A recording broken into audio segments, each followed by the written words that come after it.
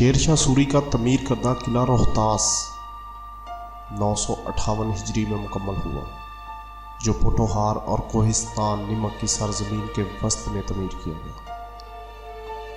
اس کے ایک طرف نالہ کس اور دوسری طرف نالہ گان اور تیسری طرف گہری کھائیاں اور گھنا جنگل ہے۔ شیر شاہ سوری نے یہ قلعہ گھکڑوں کی سرکوبی کے لیے تعمیر کرایا تھا۔ دراصل گھکڑ مغلوں کو کمک اور بروقت امداد دیتے تھے، جو شیر شاہ سوری کو کسی طور پر گوارا نہیں تھا۔ جب یہ قلعہ کسی حد تک مکمل ہو گیا تو شیر شاہ سوری نے کہا کہ آج میں نے گھکڑوں کی پیٹھ میں چھرا گھونپ دیا ہے۔ اس قلعے کے عین سامنے شیر شاہ سوری کی بنائی ہوئی جرنیلی سڑک گزرتی تھی، جو اب یہاں سے 5 کلومیٹر دور جا چکی ہے۔ دوسرے قلعوں سے ہٹ کر قلعہ روہتاس کی تعمیر چھوٹی اینٹوں کی بجائے دیو ہیکل پتھروں سے کی گئی۔ ان بڑے بڑے پتھروں کو بلندیوں پر نصب دیکھ کر عقل دنگ رہ جاتی ہے۔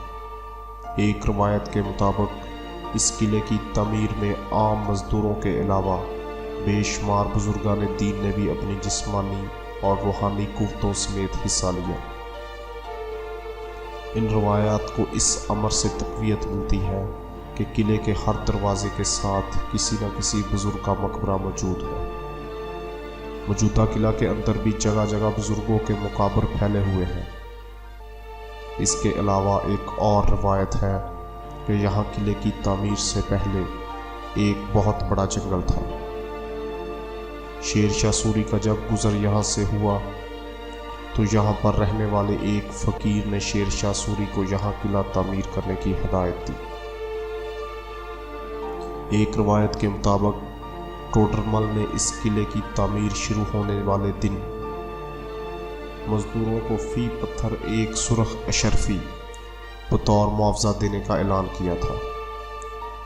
گو قلعہ کی تعمیر پر اٹھنے والے اخراجات کا درست اندازہ نہیں لگایا جا سکتا، تاہم ایک روایت کے مطابق اس پر 34,25,000 روپے خرچ ہوئے۔ واقعات جہانگیری کے مطابق یہ اخراجات ایک پتھر پر کندہ کیے گئے تھے، جو ایک زمانے میں قلعہ کی کسی دیوار پر نصب تھا۔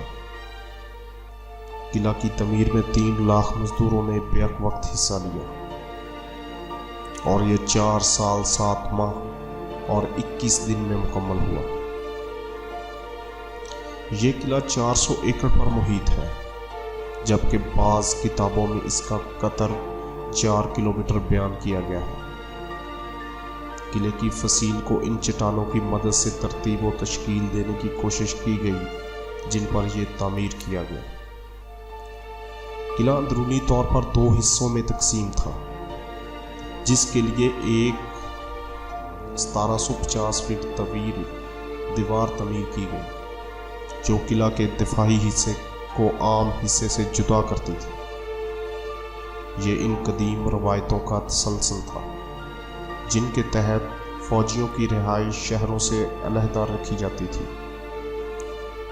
قلعے کے جنگی حصے کی وسعت کا اندازہ اس امر سے لگایا جا سکتا ہے کہ عہد شیر شاہ میں توپ خانے کے علاوہ 40,000 پیدل اور 30,000 سوار فوج ماں ساز و سامان یہاں قیام کرتی تھی۔ قلعہ میں 86 بڑے برج یا ٹاور تعمیر کیے گئے۔ پانی کی فراہمی میں خود کفالت کے لیے 3 باولیاں سیڑھیوں والے کنویں بنائے گئے، جن میں ایک فوجی حصے میں اور باقی دونوں پانی کی 5 ذخیرہ گاہوں سمیت قلعے کے دوسرے حصے میں واقع تھی۔ قلعے کے 12 دروازے تھے، جن کی تعمیر جنگی حکمت عملی کو مد نظر رکھ کر کی گئی تھی۔ یہ دروازے فن تعمیر کا نادر نمونہ تھے۔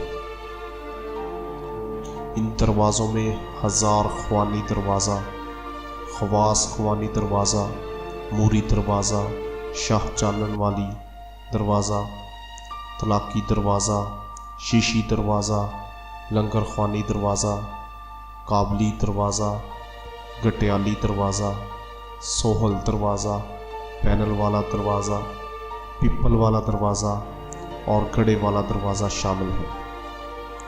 قلعے کے مختلف حصوں میں اس کے دروازوں کو بے حد اہمیت حاصل تھی اور ہر دروازے کا اپنا مقصد تھا، اور اس کی خاص وجہ تسمیہ یہ بھی تھی کہ ہزار خوانی صدر دروازہ تھا۔ طلاقی دروازہ سے شیر شاہ سوری کے دور میں ہاتھی داخل ہوتے تھے۔ طلاقی دروازے کو منحوس دروازہ سمجھا جاتا تھا۔ شیشی دروازے کو شیشوں اور چمکتی ٹائلوں سے تیار کیا گیا۔ لنگر خوانی لنگر کے لیے استعمال ہوتا تھا۔ کابلی دروازے کا رخ چونکہ کابل کی طرف تھا، اس لیے اس کو کابلی دروازہ کہا جاتا تھا۔ سہل دروازہ زحل کی وجہ سے سہل کہلایا، جبکہ اس کو سہیل دروازہ بھی کہا جاتا تھا کیونکہ حضرت سہیل غازی کا مزار یہیں واقع تھا۔ گٹیالی دروازے کا رخ چونکہ گٹیال پتن کی طرف تھا، اس لیے اسے یہ نام دیا گیا۔ اس طرح مختلف دروازوں کے مقاصد مختلف تھے اور ان کو مختلف کاموں کے لیے استعمال کیا جاتا تھا۔ 12 دروازوں میں ایک یعنی لنگر خوانی دروازہ براہ راست جنگی علاقے میں کھلتا تھا اور یہ دشمن کی فوجوں کے لیے ایک طرح کا جال تھا۔ اس دروازے سے گزر کر اندر آنے والا شخص فصیل کی برجیوں پر معمور محافظوں کے براہ راست نشانے پر ہوتا تھا، اور اسی طرح خواص خوانی دروازہ دوہرا بنایا گیا تھا۔ مغربی سمت میں ایک چھوٹی سی ریاست علیحدہ بنائی گئی جو چاروں جانب سے دفاعی حصار میں تھی۔ اس کے اندر جانے کا صرف ایک دروازہ تھا۔ اس چھوٹی سی ریاست کے بلند ترین مقام پر راجہ مان سنگھ کی حویلی تھی، جو مغل شہنشاہ اکبر اعظم کا سسر اور اس کی فوج کا جرنیل تھا۔ قلعہ روہتاس کا سب سے قابل دید، عالی شان اور ناقابل شکست حصہ اس کی فصیل ہے۔ اس پر 68 برج، 184 برجیاں، 6881 کنگرے اور 8556 سیڑھیاں ہیں، جو فن تعمیر کا نادر نمونہ ہے۔ اس کے برج صرف فصیل کی خوبصورتی ہی میں اضافہ نہیں کرتے، بلکہ یہ قلعہ کے مضبوط ترین دفاعی حصار میں بھی اہم کردار ادا کرتے ہیں۔ فصیل کی چوڑائی سب سے زیادہ ہے۔ فصیل کے چبوترے سیڑھیوں کے ذریعے ایک دوسرے سے منسلک تھے۔ فصیل 3 منزلوں میں 2 یا سہ کتاری تعمیر کی گئی تھی۔ سب سے بلند ترین حصہ کنگروں کی صورت میں تعمیر کیا گیا۔ چبوتروں کی چوڑائی 3 فٹ سے زیادہ ہے اور یہ تیر اندازوں اور توپچیوں کے لیے استعمال کیے جاتے تھے۔ ان کی بلندی مختلف تھی، جو 8 فٹ سے 11 فٹ کے درمیان تھی۔ درمیانی چبوترے در حقیقت فوجیوں کے کھڑے ہونے کی جگہ تھے اور ان کی چوڑائی 4.5 فٹ سے 7 فٹ کے درمیان تھی، جبکہ چبوتروں کی آخری قطار کی چوڑائی 6.5 فٹ اور 8.5 فٹ کے درمیان تھی۔ یہ بات حیرت انگیز ہے کہ اتنے بڑے قلعے میں محض چند رہائشی عمارتیں تعمیر کی گئی۔ قلعے کی عمارتوں میں سے ایک عمارت کو شاہی مسجد کہا جاتا تھا اور چند باولیاں بھی بنائی گئی تھیں، اور بعد ازاں ایک حویلی تعمیر کی گئی جسے راجہ مان سنگھ نے بنوایا تھا۔ محلات کے نہ ہونے کے باعث مغل شہنشاہ اس قلعے میں آ کر خیمہ میں رہا کرتا تھا۔ یہ قلعہ صرف دفاعی حکمت عملی کے تحت بنایا گیا تھا، اس لیے شیر شاہ سوری کے بعد بھی برسر اقتدار آنے والوں نے اپنے ٹھہرنے کے لیے یہاں کسی پرتعیش رہائش گاہ کا اہتمام نہیں کیا۔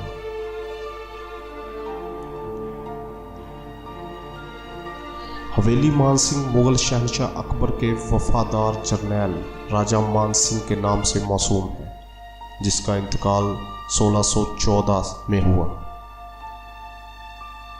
یہ محل قلعہ روہتاس کی سب سے بلند ترین چٹان پر تعمیر ہوا، اور اس کا طرز تعمیر کافی حد تک عربی، ایرانی اور افغانی کی بجائے ہندوانہ تھا۔ 25 بیگار زمین پر سطح سمندر سے 2260 فٹ की बुलंदी पर तमीर होने वाला ये महल सफ़ेद रंग का था। अकबर आज़म ने इस गुंबद नुमा महल को मज़ीद खूबसूरती बख्शने के लिए इसके इर्द गिर्द मज़ीद अमारात भी तामीर करवाए। इसकी छतों, दरवाज़ों और झरोकों वगैरह में आज तक नफीस नकीशो नगार और पिचकारी मौजूद है। रानी महल हवेली मान सिंह से 300 गज के फासले पर शुमाल की जानब मौजूद है। इसमें राजा मान सिंह की बेवा बहन शर्मीती रूप कुमारी रहती थी। ये महल चौंके अपना असर रंगो रूप खो चुका है, इसलिए लोग अब इसे काला महल कहते हैं। इसे भुरभुरे पत्थरों से एक मीनार की सूरत में बनाया गया, जिसकी बुलंदी 80 फीट है। इस महल की मगरबी जानब एक खुला प्लेटफॉर्म यानी चबूतरा है, जो दर हकीकत ज़ेर ज़मीन कमरे की छत है। महल में पहरेदारों के लिए कमरे और दोनों महलों को मिलाने के लिए रास्ता भी बनाया गया था। बड़ी बावली और सत बावली नामी दोनों कुओं में किला के मकीन अपनी ज़रूरत के लिए पानी हासिल किया करते थे। किले का फांसी घाट सफ़ेद महल से 200 फीट के फासले पर जनूब मगरबी सिमत में निहायत बुलंदी पर एक 4 मंजिला इमारत में वाक़ है। इस इमारत को छत के वसत में 2.5 फीट कतर का एक सुराख है।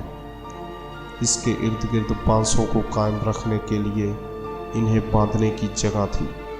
फांसी खाने का सुराख गोल है, जिस पर तख्ता तार रखा जाता था और बांसों के ज़रिए मुजरम की गर्दन में रस्सों के हल्के डाले जाते थे। जब तख्ता खींचा जाता था तो मुजरम सुराख से नीचे लटक जाता था। जब इसका सांस रुक जाता तो रस्से ढीले कर दिए जाते, जिससे लाश ज़मीन पर जा पहुंचती और गुस्सा दरवाजे के रास्ते से उठाकर ले जाते। किला रोहतास देखने वालों को एक बेतरतीब सा तामीरी ढांचा नज़र आता है।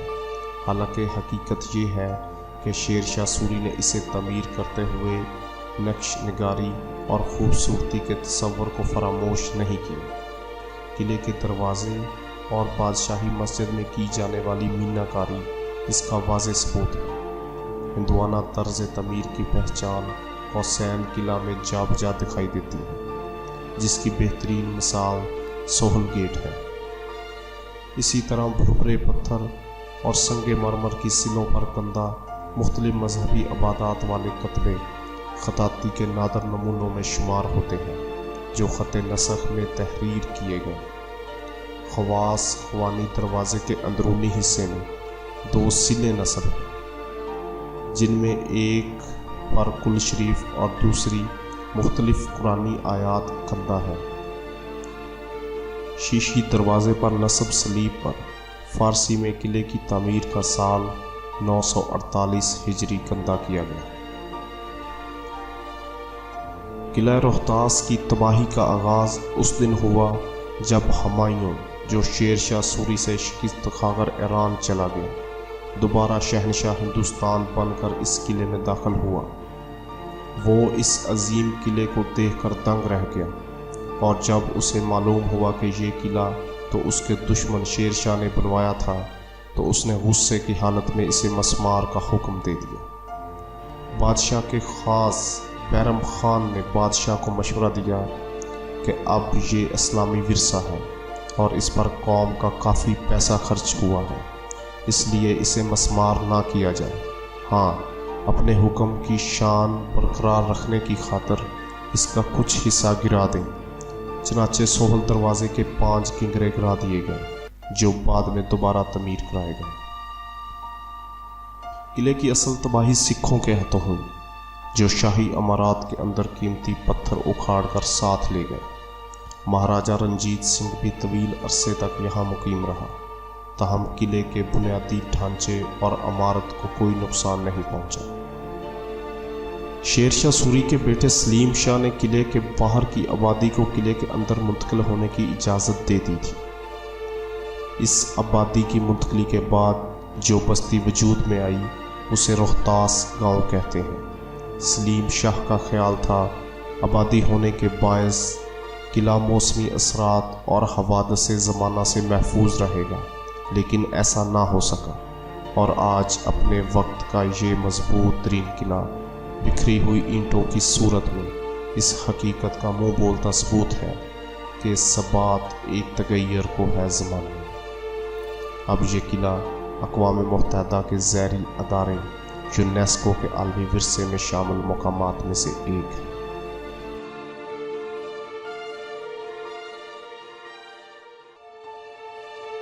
उम्मीद करता हूं कि आपको हमारी वीडियो पसंद आई होगी। तो दोस्तों, इस वीडियो को लाइक, शेयर और चैनल को सब्सक्राइब करना मत भूलें। शुक्रिया।